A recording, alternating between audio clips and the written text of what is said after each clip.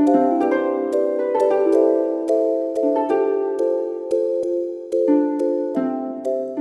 boys and girls, it's story time. Today we're reading The Magic Finger by Roald Dahl.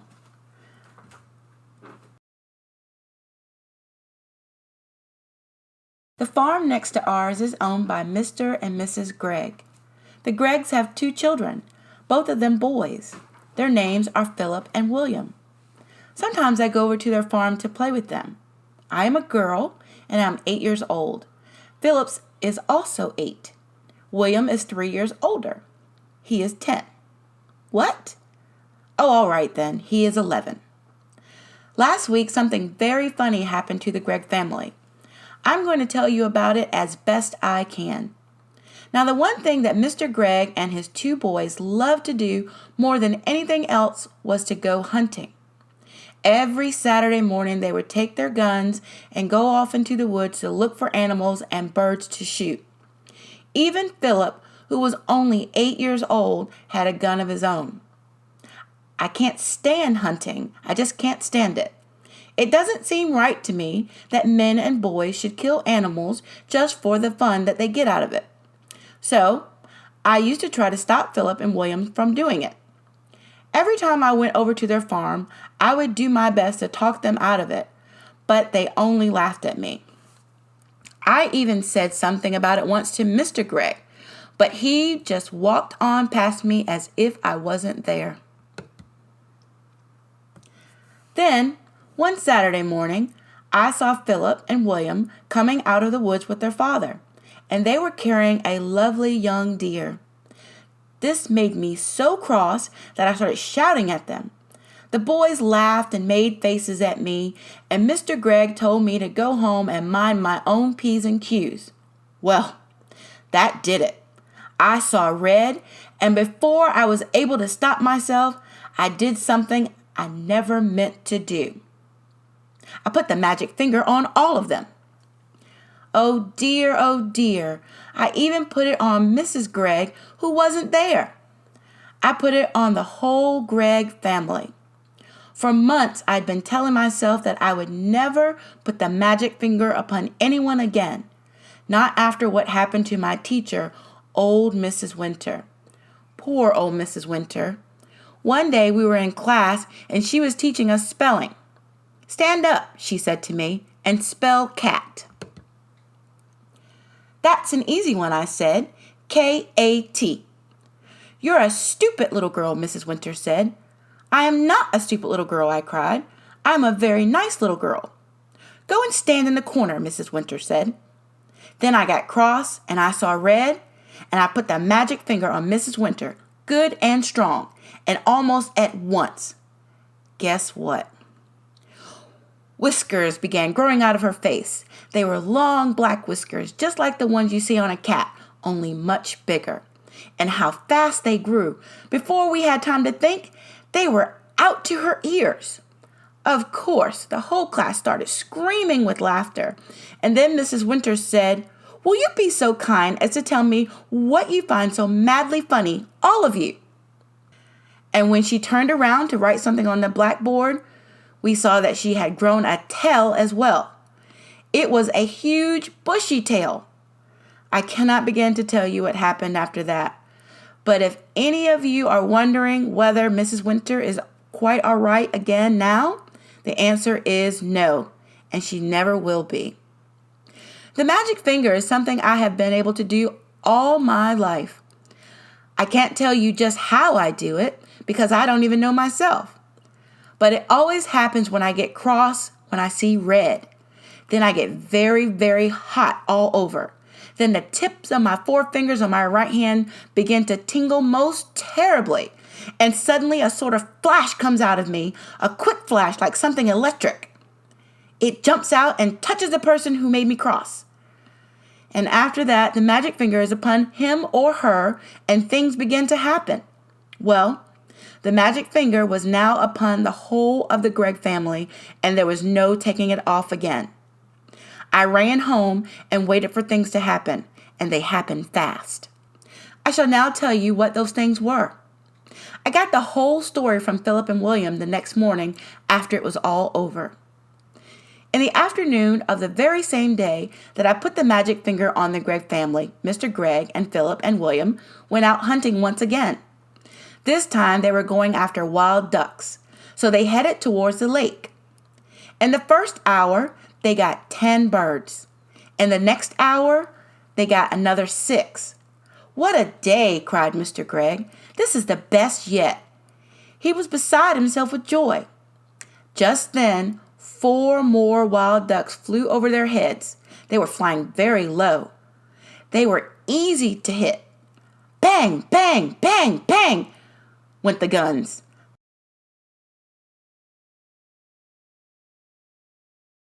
The ducks flew on. "We missed," said Mr. Gregg. "That's funny." Then, to everyone's surprise, the 4 ducks turned around and came flying right back to the guns. "Hey," said Mr. Gregg, "what on earth are they doing? They are really asking for it this time." He shot at them again. So did the boys. And again, they all missed. Mr. Gregg got very red in the face. "It's the light," he said. "It's getting too dark to see. Let's go home." So they started for home, carrying with them the 16 birds that they had shot before. But the 4 ducks would not leave them alone. They now began flying around and around the hunters as they walked away. Mr. Gregg did not like it one bit. "Be off," he cried, and he shot at them many more times, but it was no good. He simply could not hit them. All the way home, those 4 ducks flew around in the sky above their heads, and nothing would make them go away. Late that night, after Philip and William had gone to bed, Mr. Gregg went outside to get some wood for the fire. He was crossing the yard when all at once he heard the call of a wild duck in the sky. He stopped and looked up. The night was very still. There was a thin yellow moon over the trees on the hill, and the sky was filled with stars. Then Mr. Gregg heard the noise of the wings flying low over his head, and he saw the 4 ducks, dark against the night sky, flying very close together. They were going around and around the house. Mr. Gregg forgot about the firewood and hurried back indoors. He was now quite afraid. He did not like what was going on, but he said nothing about it to Mrs. Gregg. All he said was, "Come on, let's go to bed. I feel tired." So they went to bed and to sleep. When morning came, Mr. Gregg was the first to wake up. He opened his eyes. He was about to put out his hand for his watch to see the time, but his hand wouldn't come out. "That's funny," he said. "Where's my hand?" He lay still, wondering what was up. Maybe he had hurt that hand in some way. He tried the other hand. That wouldn't come out either. He sat up, and then for the first time, he saw what he looked like. He gave a yell and jumped out of bed. Mrs. Gregg woke up, and when she saw Mr. Gregg standing there on the floor, she gave a yell too, for he was now a tiny little man. He was maybe as tall as the seat of a chair, but no taller. And where his arms had been, he had a pair of duck's wings instead.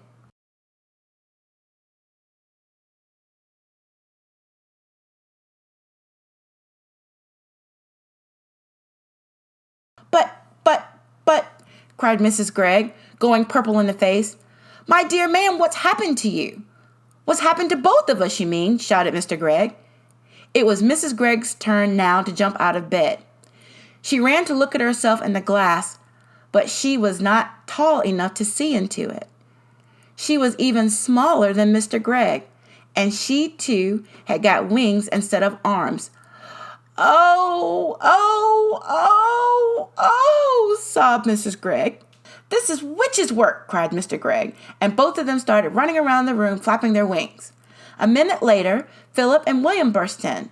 The same thing had happened to them. They had wings and no arms, and they were really tiny. They were about as big as robins. "Mama, Mama, Mama," chirped Philip. "Look, Mama, we can fly." And they flew up into the air. "Come down at once," said Mrs. Gregg. "You're much too high." But before she could say another word, Philip and William had flown right out the window. Mr. and Mrs. Gregg ran to the window and looked out. The two tiny boys were now high up in the sky. Then Mrs. Gregg said to Mr. Gregg, "Do you think we could do that, my dear?" "I don't see why not," Mr. Gregg said. "Come on, let's try." Mr. Gregg began to flap his wings hard, and all at once up he went. Then Mrs. Gregg did the same. "Help!" she cried as she started going up. "Save me!" "Come on, Mr. Gregg, don't be afraid," said Mr. Gregg. "Don't be afraid." So out the window they flew, far up into the sky, and it did not take them long to catch up with Philip and William. Soon the whole family was flying around and around together. "Oh, isn't it lovely?" cried William. "I've always wanted to know what it feels like to be a bird." "Your wings are not getting tired, are they, dear?" Mr. Gregg asked Mrs. Gregg. "Not at all," Mrs. Gregg said. "I could go on forever." "Hey, look down there," said Philip. "Somebody's walking in our garden." They all looked down, and there below them, in their own garden, they saw 4 enormous wild ducks. The ducks were as big as men, and what is more, they had great long arms like men instead of wings. The ducks were walking in a line to the door of the Gregg's house, swinging their arms and holding their beaks high in the air. "Stop!" called the tiny Mr. Gregg, flying down low over their heads. "Go away! That's my house!" The ducks looked up and quacked. The first one put out a hand and opened the door of the house and went in. The others went in after him. The door shut. The Greggs flew down and sat on the wall near the door. Mrs. Gregg began to cry. "Oh dear," she sobbed. "They've taken our house. What shall we do? We have no place to go." Even the boys began to cry a bit now. "We will be eaten by cats and foxes in the night," said Philip. "I want to sleep in my own bed," said William.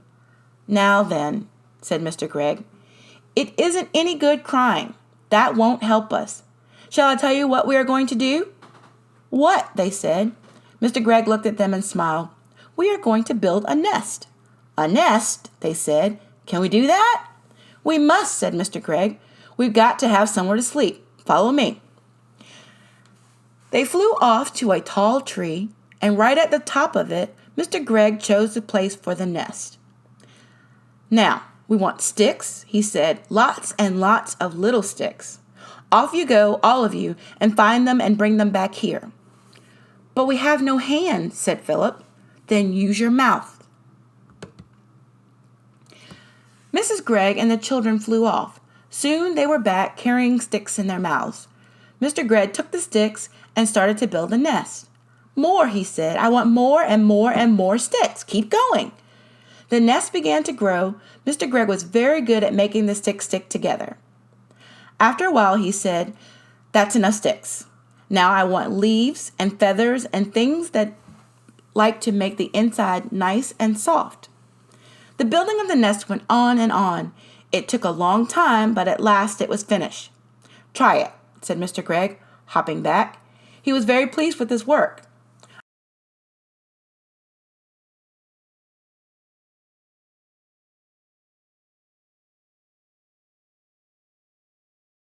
"Oh, isn't it lovely?" cried Mrs. Gregg, going into it and sitting down. "I feel I may lay an egg any moment." The others all got beside her. "How warm it is," said William. "And what fun to be living so high up," said Philip. "We may be small, but nobody can hurt us up here." "But what about food?" said Mrs. Gregg. "We haven't had a thing to eat all day." "That's right," Mr. Gregg said. "So we will now fly back to the house and go in by an open window and get the tin of biscuits when the ducks aren't looking." "Oh, we will be pecked to bits by those dirty great ducks," cried Mrs. Gregg. "We shall be very careful, my love," said Mr. Gregg, and off they went. By then, they got into the house. They found all the windows and doors closed. There was no way in. "Just look at those beastly ducks cooking at my stove," cried Miss Gregg as she flew past the kitchen window. "How dare she?" "And look at that one holding my lovely gun," said Mr. Gregg. "One of them is lying in my bed," yelled William, looking into a top window. And one of them is playing with my electric train, cried Philip. Oh dear, said Mrs. Gregg. They have taken over our whole house. We shall never get it back. And what are we going to eat? I will not eat worms, said Philip. I would rather die. Or slugs, said William. Mrs. Gregg took the two boys under her wings and hugged them. Don't worry, she said. I can mince it all up very fine, and you won't know the difference. Lovely slug burgers, delicious worm burgers. Oh, no, cried William. Never, said Phillips. Disgusting, said Mr. Gregg. Just because we have wings, we don't have to eat bird food. We shall eat apples instead. Our trees are full of them. Come on. So they flew off to the apple tree. But to eat an apple without holding it in your hands, it is not easy at all. Every time you try to get your teeth into it, it just pushes away. In the end, they were able to get a few small bites each, and then it began to get dark. So they all flew back to the nest and lay down to sleep.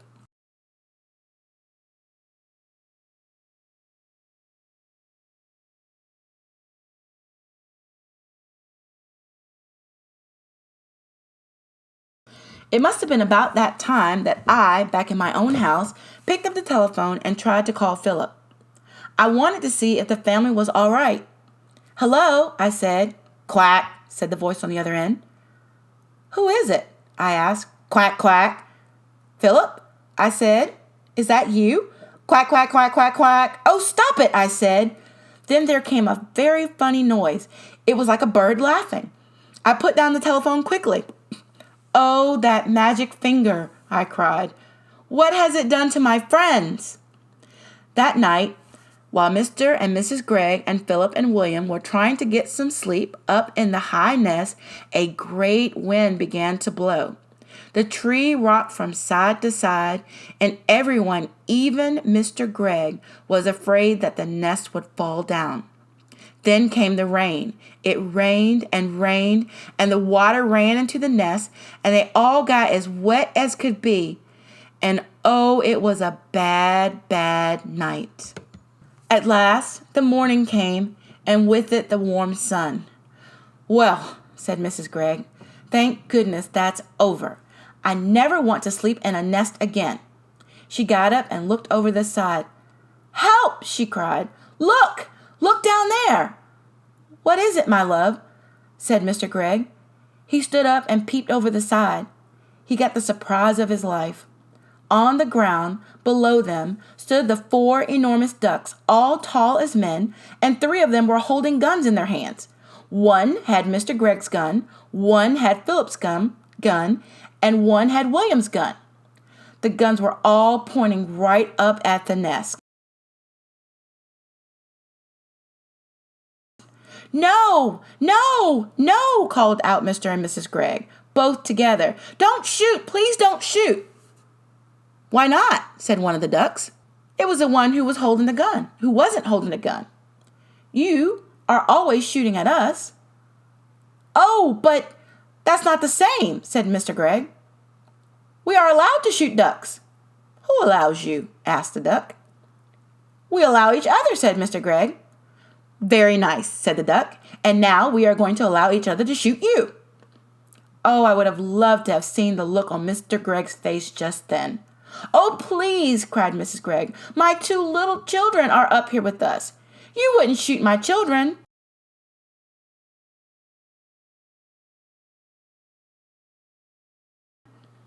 Yesterday, you shot my children, said the duck. You shot all 6 of my children. I'll never do it again, cried Mr. Gregg. Never. Never, never. Do you really mean that? Asked the duck. I do mean it, said Mr. Gregg. I'll never shoot another duck as long as I live. That is not good enough, said the duck. What about deer? I'll do anything you say if you will only put down those guns, cried Mr. Gregg. I'll never shoot another duck or another deer or anything else again. Will you give me your word on that? Said the duck. I will, said Mr. Gregg. Will you throw away your guns? Asked the duck. I will break them into tiny bits, said Mr. Gregg, and never again need you be afraid of me or my family. Very well, said the duck. You may now come down, and by the way, may I congratulate you on the nest, for a first effort is pretty good. Mr. and Mrs. Gregg and Philip and William hopped out of the nest and flew down.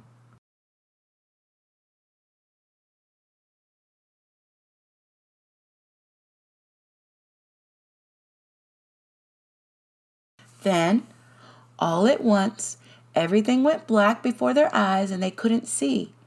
At the same time, a funny feeling came over them all, and they heard a great wind blowing in their ears.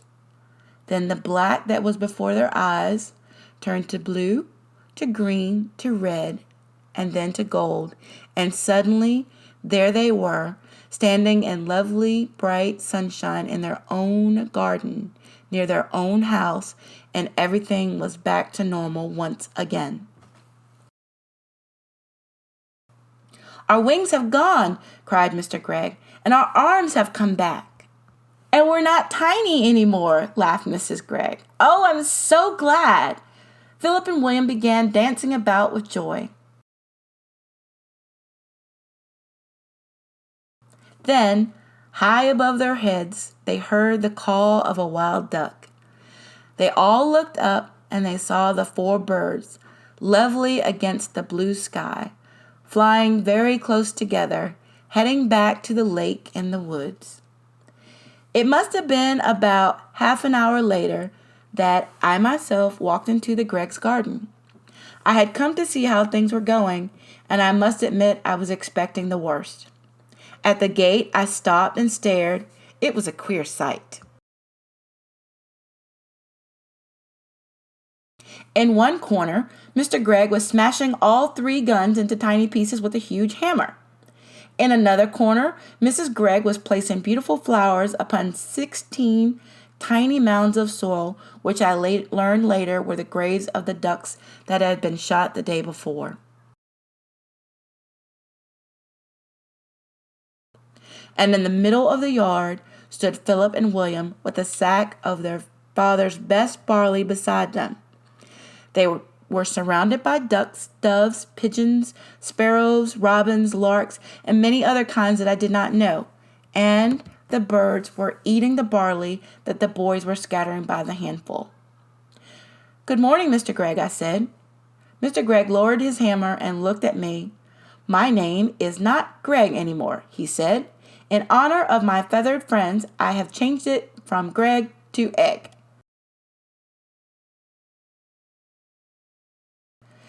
And I am Mrs. Egg, said Mrs. Gregg. What happened? I asked. They seemed to have gone completely dotty, all 4 of them. Philip and William then began to tell me the whole story. When they finished, William said, Look, there's the nest. Can you see it? Right up in the top of the tree. That's where we slept last night. I built it all myself, Mr. Egg said proudly. Every stick of it.